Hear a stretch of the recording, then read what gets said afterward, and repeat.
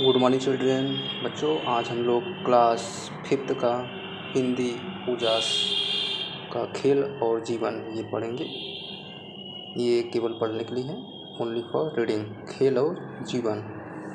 सहयोग, उत्साह, धैर्य तथा संघर्षशीलता जैसे गुणों के बारे में हम पुस्तकों में सिर्फ पढ़ते हैं, किंतु खेलों के माध्यम से तो हम इन्हें क्रियात्मक रूप से सीखते हैं।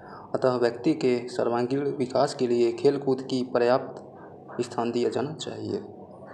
एक बुजुर्ग ने अपने पोते से पूछा, क्यों जी, तुम पढ़ने जाते हो या खेलने? उसने उत्तर दिया, पढ़ने भी और खेलने भी। बच्चे ने ठीक उत्तर दिया था। इसके विषय में दो मत नहीं हो सकते। पढ़ने से जो बात नहीं सीखी जा सकती वह खेल से सीखी जा सकती है। पढ़ना और खेलना दोनों ही शिक्षा के माध्यम हैं। दोनों ही एक दूसरे के पूरक हैं। जो बात एक के माध्यम से नहीं सीख सकते वह दूसरे के माध्यम से सीख सकते हैं। छात्र पाठशाला में तरह तरह के विषय पढ़ता है। वह तरह तरह की बातें सीखता है। इतिहास से देश विदेश के राजाओं की और वहाँ के लोगों की जानकारी मिलती है। भूगोल देश विदेश की भौगोलिक परिस्थितियों की जानकारी देता है। समाज विज्ञान हमें सहयोग और सहकारिता की शिक्षा देता है। गणित हमें अंकों के प्रयोग के साथ साथ नियमितता और क्रय विक्रय भी सिखाता है। ये बातें केवल पाठशाला से ही नहीं सीखी जा सकती, हमारे अनुभव भी इसमें हमारी बहुत कुछ सहायता करते हैं। परंतु खेल हमें वह सिखाते हैं जो ये विषय कदापि नहीं सिखा सकते। कहते हैं वाटरलू की लड़ाई ईटन के मैदान में जीती गई थी। ईटन इंग्लैंड का एक कॉलेज है। उसका खिलाड़ी छात्र नेल्सन से सेना में भर्ती हो गया और तरक्की करते करते सेनापति के पद पर पहुंच गया। वह बड़ी नेल्सन था। यह वही नेल्सन था जिसने वाटरलू के जल युद्ध में महान विजेता नेपोलियन को हराया था। देखना यह है कि खेलों से छात्र क्या सीखता है। यह तो मोटी सी बात है कि खेल बहुत अच्छा व्यायाम है, लेकिन इसमें एक खूबी है कि खेल शरीर का ही व्यायाम नहीं है, मस्तिष्क अर्थात दिमाग का भी व्यायाम है। पुस्तकों का पढ़ना तो केवल मस्तिष्क का व्यायाम है और दंड बैठक लगाना, मुकदर भाजना ये केवल शरीर के व्यायाम है, जबकि खेल मस्तिष्क और शरीर दोनों का ही व्यायाम है। यह बात तो मानी हुई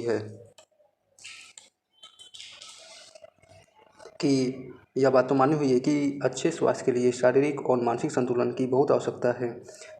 यह संतुलन तभी बन सकता है जबकि व्यक्ति के शरीर और मस्तिष्क दोनों ही व्यायामशील एवं स्वस्थ हों, और यह केवल खेल द्वारा ही संभव है, अन्यथा नहीं।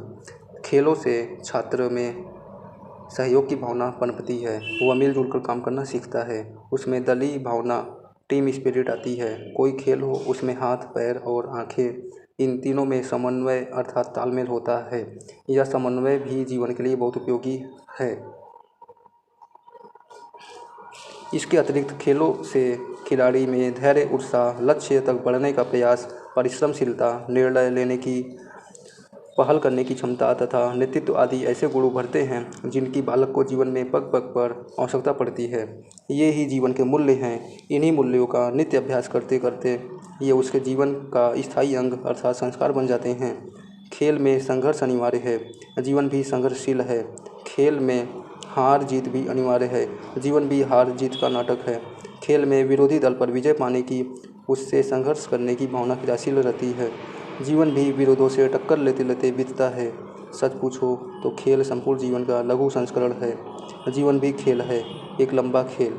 अतः इस खेल में विजयी होने के लिए विद्यार्थी जीवन में खेलने का नित्य अभ्यास करना जरूरी है। सच्चा खिलाड़ी खेल की भावना से खेलता है।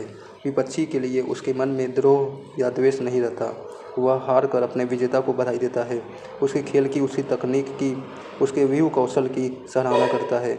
वह अपने विजेता से बहुत कुछ सीखता है। जीवन में हार जीत का कोई महत्व नहीं। सुख दुख, हर्ष शोक, उत्थान पतन, ये तो जीवन के द्वंद्व हैं। इसके बिना जीवन फीका रहेगा। खिलाड़ी हार जीत में अंतर नहीं करता। वह हार से खींचता नहीं और जीत से गर्वित नहीं होता। वह तो सिर्फ खेलना जानता है, लक्ष्य की प्राप्ति के लिए शक्ति भर संघर्ष करना जानता है। जीते या हारे, इसमें उसके खिलाड़ीपन पर कोई आँच नहीं आती। स्मरण रहे, अक्षोभ अर्थात क्रोध न करना खिलाड़ी का प्रधान गुण है। क्षोभ करने से खिलाड़ी की शक्ति क्षीण होती है। खिलाड़ी की कोई जाति नहीं होती, उसके मन में ऊंच नीच की भावना नहीं होती, उसके मन में वर्ग भेद नहीं होता, वर्णभेद नहीं होता। वह जाति पाति, प्रांतीयता, गरीब अमीर, गोरा काला आदि भेदों से ऊंचा उठा हुआ होता है। इन बातों को वह अपने खिलाड़ी धर्म के विपरीत समझता है। उसके लिए इन छोटी छोटी बातों का कोई महत्व नहीं। ऐसी सोच आम आदमी के सुखी जीवन के लिए भी आवश्यक है। इस प्रकार हम देखते हैं कि सहयोग, धैर्य, उत्साह, परिश्रमशीलता, संघर्षशीलता, उदारता, अक्षोभ आदि जीवन के अपेक्षित गुणों की प्राप्ति एवं विकास के लिए खेलना बहुत आवश्यक है।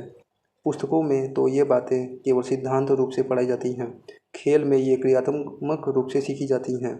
इसलिए आइए पढ़ें भी और खेलें भी। धन्यवाद।